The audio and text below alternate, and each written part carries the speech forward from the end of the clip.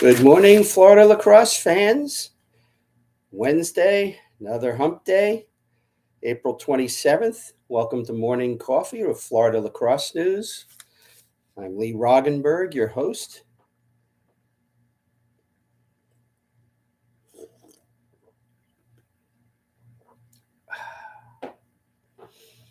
If you haven't already done so, that little subscribe button needs to be pushed, needs to be lit, needs to turn, to the word subscribed.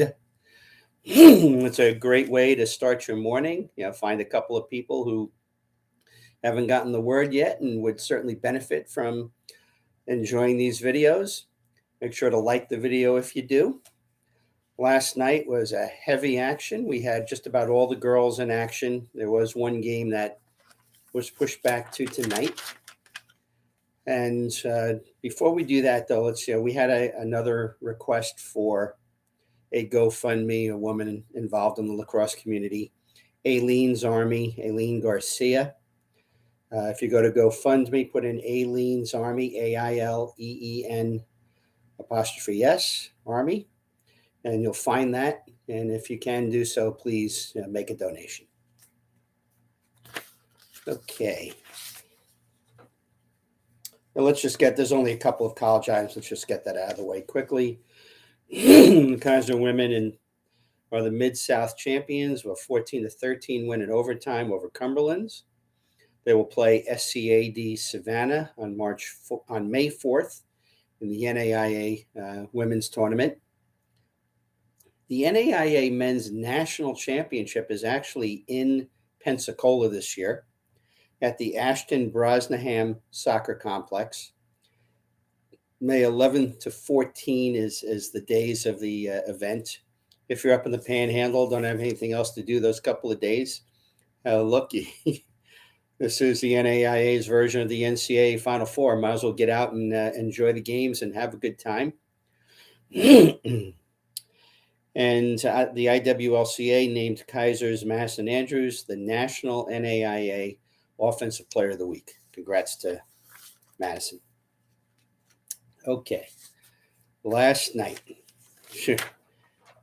we had some beauties. It's really nice to see close games in the regional semifinals. I can tell you in years past that wasn't always the case. There were obviously some blowouts too, but just great to see that. Again, we're getting more and more depth as the years go on. And the depth is probably already a little bit better than people realize in the state, only because we have such a big state and so many schools that it's hard to sometimes see the forest for the trees on this. So we'll run down the results. 2A last night. Number 1, Bartram Trail in Region 1 knocks off number 5, Oviedo, 22-3.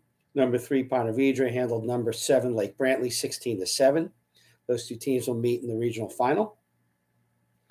In Region 2, number 1, Vero of the 20-2 win over number 5, Vieira. Number 2, Haggerty knocks off number 6, Windermere, comfortably too. It's been those two have been certainly targeted to meet each other in the championship game of the region, and now we have it. I believe these games are going to be Friday, by the way. I'll double check on that.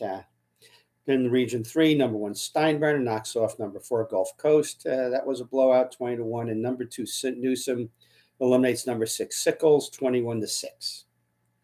In Region 4, the St. Thomas Western game has been moved to tonight at 6 p.m. for the simple reason that the St. Thomas boys are playing the Western boys also in their first round match tonight. So two schools decided, why not just make it a big doubleheader?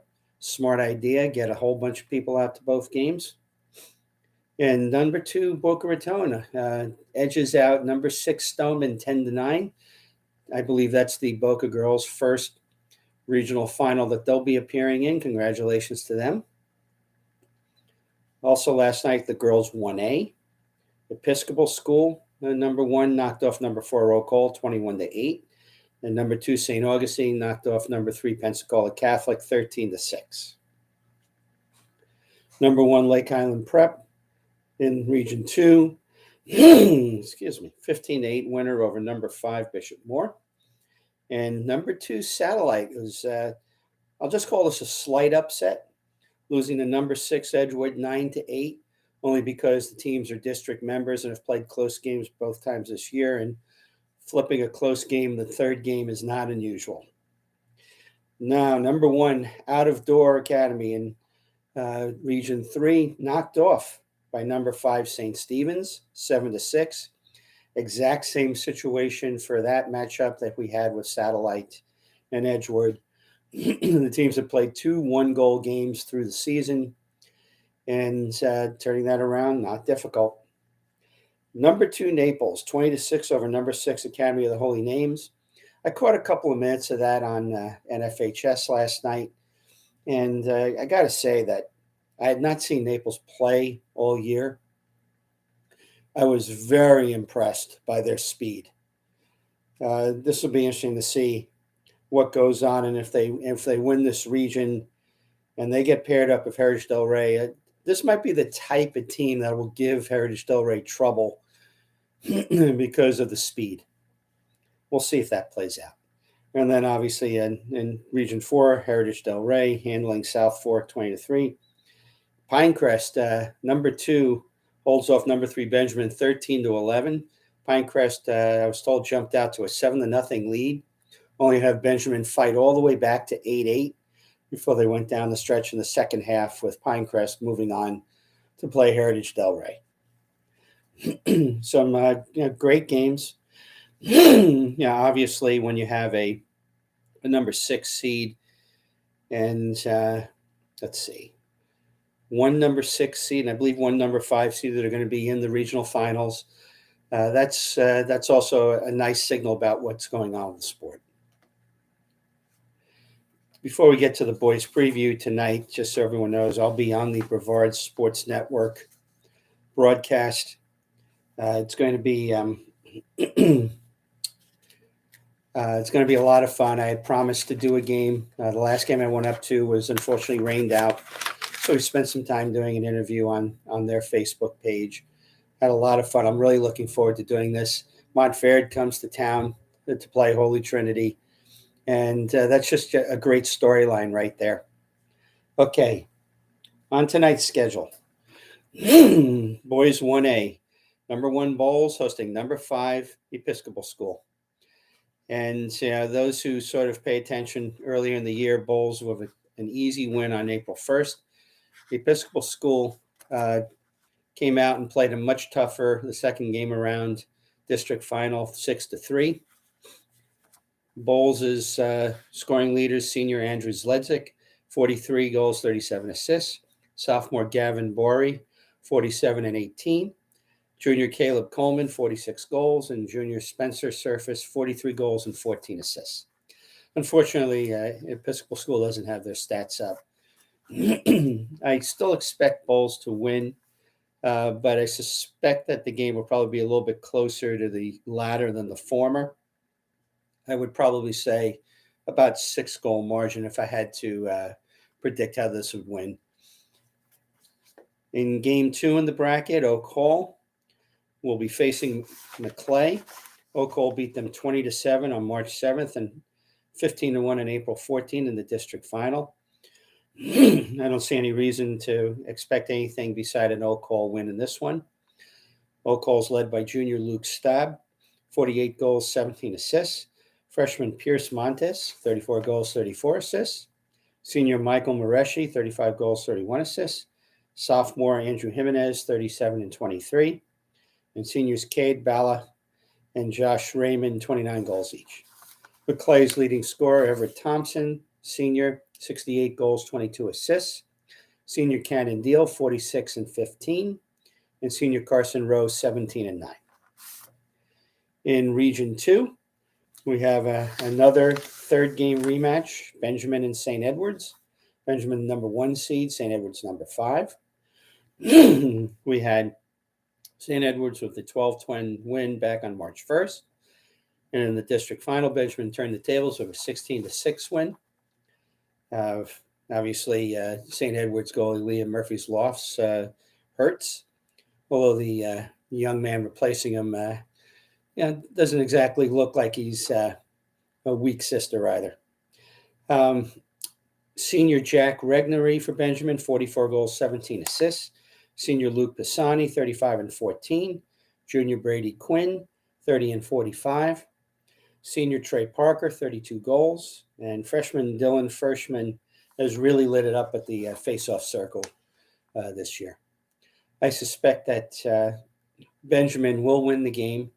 The thing that I find so interesting about it is that, Benjamin over the years has had great contenders for a state championship, never quite got there, made the finals one year, losing to Lake Highland. And the way they're playing right now, it's almost as if they flew under the radar for a good chunk of the season and are a serious contender to take the title. Excuse me. St. Edwards is led by junior Ricky Savage, 62 goals and 14 assists. Senior Oscar Lindenthal, 38 and 38. Senior Riker Pratt, 37 and 23. And junior Ford Norris, 35 and 17. I fully expect St. Edwards to put out their best this game too.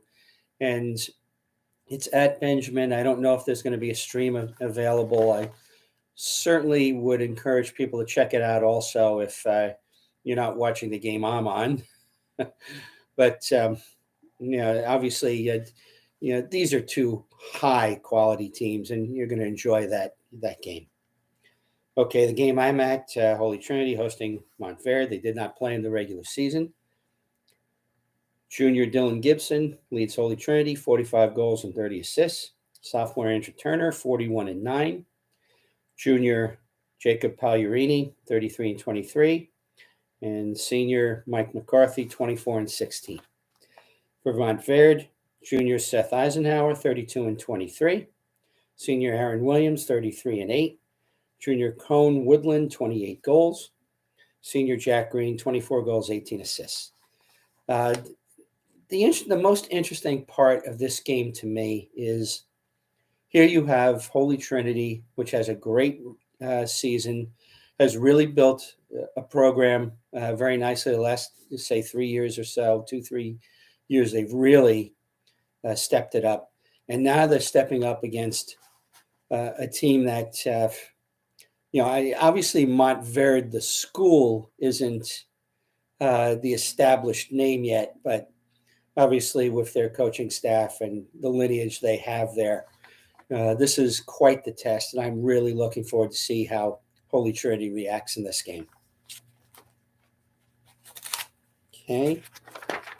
Region 3, number 1 Jesuit will be playing number 5 Canterbury. Sophomore Leighton Hall, 31 goals, 27 assists. For Jesuit, junior Colin Kruger, 24 and 18. Sophomore Nathan Martino, 27 and 8. Senior Chase Minacci, 24 goals, 15 assists. Canterbury is led by senior Carson Fuchs, 50 goals and 23 assists. Senior Chase Thompson, 43 and 19. Senior Spencer Dotman, 34 goals, 12 assists. Freshman Spencer Thompson, 22 goals, 17 assists. All the way back on February 19th, they played and Jesuit knocked them off 9-7. We'll see if form holds there. I think that in all likelihood, I expect Jesuit to pull out a slight victory in this game too. By the way, I didn't predict on the Holy Trinity Montverde game because this is just this is one I just want to obviously not sit back since I'm on the broadcast, but just see how it plays out. I don't know how the game's going to turn out, to be honest. This could be one where Montverde gets up big and holds it. This could be one where we come down to the wire. There's permutations on this one. In the second game in Region 3, 15-4 Community School is hosting Cardinal Mooney at 11-6, 2-3 matchup. Back on March 22nd, Cardinal Mooney knocked them off 9-8. Junior Ramsey Huggins leads Community School, 61 goals, 25 assists. Senior Yates Miller, 44 and 19. Sophomore Evan Calkins, 30 goals, 32 assists. And sophomore Finley Peck, 33 and 22. Cardinal Mooney is led by senior Patrick McGrath, 64 goals, 36 assists. Junior Sean Laureano, 43 and 47. Sophomore James Frankowski, 30 goals. And sophomore Gio Zanoni, 24 goals and 10 assists. Community schools played very well down the stretch. Cardinal Mooney's had a very nice season. This is, could see this coming down to a 1-goal game again this time. But we'll see if the home field for community makes a difference in this one. Either way, certainly one worth catching if you're in the area. And then in Region 4, number 1, St. Andrews, number 5, Pinecrest. This is Game 3. Both games, St. Andrews and Pinecrest, were close going into the 4th. And St. Andrews pulled away in the 4th to win the game. First one 10-5, second one 10-6. See if Pinecrest can find a way to play that 4th quarter in their favor. For St. Andrews, junior Jack Schulte, 53 goals, 47 assists. Senior Kurt Schwartz, 35 and 11. Senior Jojo Porras, 21 and 34. Junior Cole Hoffbauer, 22 and 11. Pinecrest, led by junior Jordan Faison, 43 and 13. Junior Nigel Vital, 38 and 21. Freshman Dylan Faison, 41 and 13. And senior Colby Geddes, 20 goals and 5 assists. I do suspect that we'll see a similar result, and St. Andrews will end up winning the game. Whether or not the score gets closer or not, trust me, these two teams, when they go at it, it's fun to watch. Definitely some great lacrosse that night. And then Oxbridge will be hosting Berlin Jesuit, number 2 and 3 seed. They did not play during the regular season. Oxbridge led by sophomore Chris Lawrence, 50 and 26. Junior Dawson Brown, 47 and 25. Senior Caden Ricardo, 33 and 36. Senior Patrick Sarasuolo, 25 and 13. Berlin is led by junior Israel Salabaria, 39 and 14. Junior Matthew Barturin, 17 goals, 26 assists. And junior Chris Collins, 17 and 8. I do expect Oxbridge to win this game. I think that their physicality and defense will keep Berlin's scorers down, and I expect to see Oxbridge moving on. So if form holds, basically Oxbridge and St. Andrews, the community school Cardinal Mooney game's too close to call. Jesuit probably a little bit of an edge there. And in the previous bracket, I think Montverde probably will hold off Holy Trinity. Benjamin Montverde final. Oak Hall and Bowles, I suspect, are targeted for the regional final, with Episcopal School giving Bowles a scared game. Okay. On the boys 2A side, in Region 1, Ponte Vedra will be playing Nice. They've played twice, 17-1 win early in the year in March, and the district final 12-7 for Ponte Vedra. I think that Ponte Vedra will win this game. Junior Maddox Johnson, 56 goals, 12 assists. Senior Will Corbett, 30 goals, 20 assists for the Sharks. Nice is led by seniors Nick Fleming and Tyler Moltisanti, who are 70-plus point scorers each. Unfortunately, I couldn't get any more off of Max Preps. In the second matchup, Lake Mary and Creekside, and this will be a beauty. 1-goal win for Lake Mary back on April 1st. It's going to be a close game. Could be another 1 or 2 goals. They played last year in the FHSA first round. Lake Mary winning that one. Lake Mary is led by senior Josh Donovan, 45 and 22. Sophomore Caden Harshbarger, 42 goals, 35 assists. Sophomore Carson Hinshaw, 31 and 9. Junior Kobe White, 28 and 20. Creekside, freshman Luke Dana, 64 goals, 15 assists. Senior Manna Wilhelm, 49 goals, 61 assists. Junior Colin Mayberry, 40 and 18. And senior Zach Bender, 31 and 19. As I said, I mean, if you're in the Lake Mary area, if you're in the Orlando area in general, and you're not, say, going to Winter Park, uh, get out to this one. Great place to watch a game. And the atmosphere is always good. I know there's going to be crowds from both schools that are going to be pretty large. Close game, too close for me to give you a prediction. Winter Park, this one won't be. Winter Park will beat Martin County. They did not play during the year. Winter Park is led by senior Lawton Dowdell, 55 goals, 8 assists. Junior Griffin Moore, 32 and 23. Junior Carter Truesdell, 26 and 20. Junior Bronson Dowdell, 31 and 9. And freshman Jamison Fogelsong, 32 and 9. I wonder if you got any relationship to Dan Fogelsong, the old pop singer. Martin County led by senior Carson Moore, 53 and 16. Freshman Jaden Vega, 47 goals, 21 assists. Sophomore William Schilling, 32 and 14.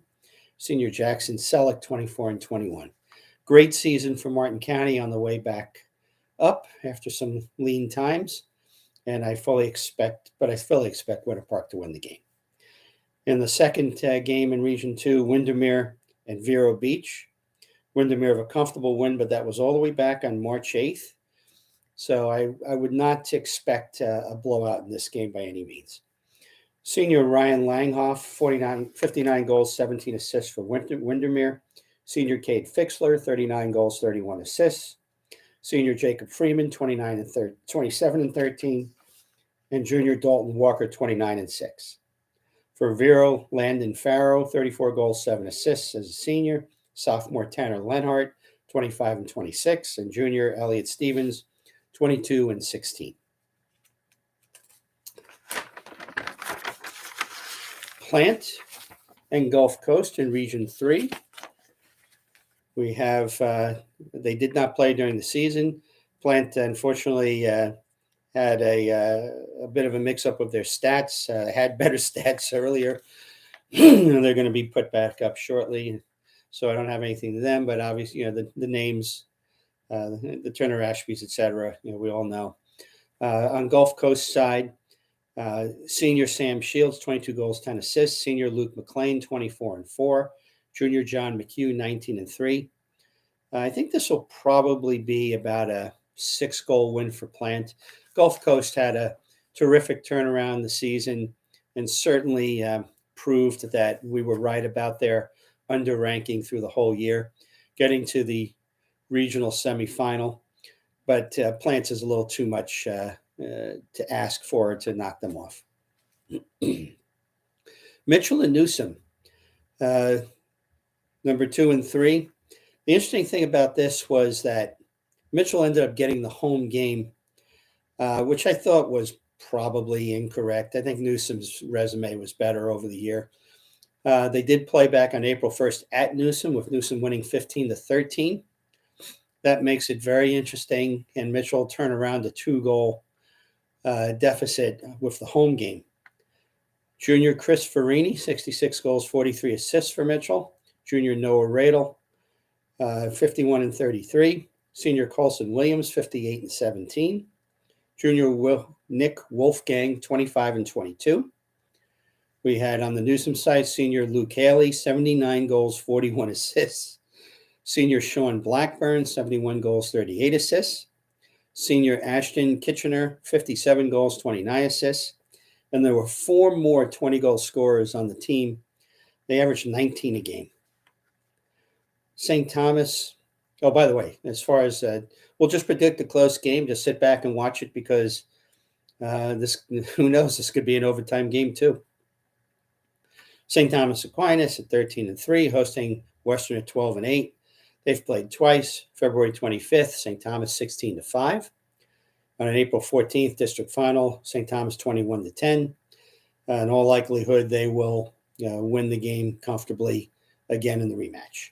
Senior Jacob Urbano, 34 goals, 20 assists. Senior Trace McDonald, 32 and 34. Senior Michael Milanis, 31 goals. And senior Nico Cash, 24 goals. Western, unfortunately, doesn't have statistics up for them.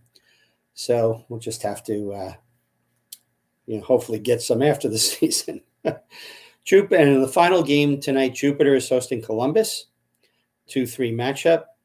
Jupiter's led by Jackson Bayshaw, 62 goals, 12 assists. Todd Jewell, 18 goals, 35 assists. Senior Max Silver, 31 goals, 18 assists. Junior Sean Myers, 22 goals and 10 assists.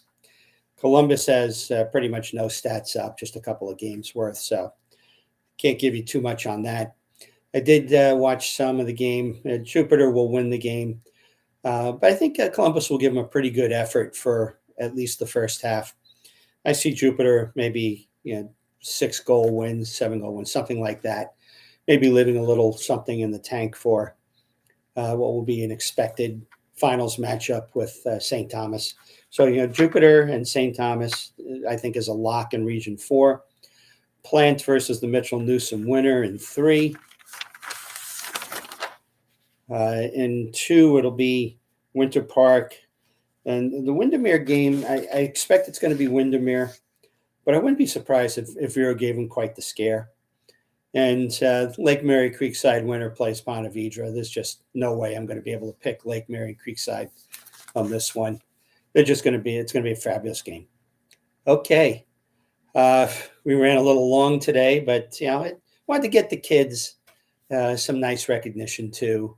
And the more kids you name in these broadcasts, you can always download and permanently get a record of these things. And it's nice to have something to see that the kids who get their fair share of being shown for their point productions this year. So get out to a game, take a friend to a game. We're getting close. After this one's over, we're down to regional finals on the boys and the girls side, and I expect a ton of great games in that round. So when you go out to a game, lay off the refs, enjoy yourselves, grow the game, respect the game, honor the game. This is Lee Roggenberg, Florida Lacrosse News, saying so long from the Sunshine State.